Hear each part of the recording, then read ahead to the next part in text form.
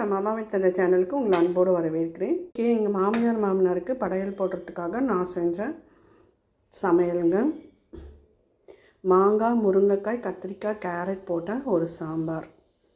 இந்த பக்கம் பார்த்திங்கன்னா வாழைக்காய், பச்சை மிளகா, தனி மிளகாய் தூள், சீரகப்பொடி, உப்பு சேர்த்து வாழைக்காய் சிப்ஸ் மாதிரி வறுத்துருக்கேன். வெண்டைக்காய் பச்சடி, வெண்டைக்காய், வெங்காயம், தக்காளி சேர்த்து ஒரு பச்சடி. அதோட இந்த பக்கம் பார்த்திங்கன்னா மாங்காய் பச்சடி. இந்த பக்கம் பார்த்திங்கன்னா புதினா துவையல். அவங்களுக்கு எங்கள் மாமியாருக்கு ரொம்ப பிடிக்கும் புதினா துவையல்.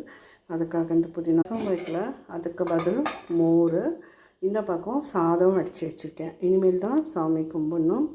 காலையில் எப்பவும் போல் கும்பிட்டாச்சு. இனி உங்களுக்கு அந்த இலையில வச்சுட்டு அப்புறம் நெய்வேத்தியம் பண்ணிவிட்டு அதுக்கப்புறமேல் காக்காய்க்கு சாதம் வச்சுட்டு அதுக்கப்புறம் கீழே எங்களுக்கு இருக்க சில பேருக்கு கொஞ்சம் தானம் பண்ணிவிட்டு அப்புறம் நான் சாப்பிடுவேன்.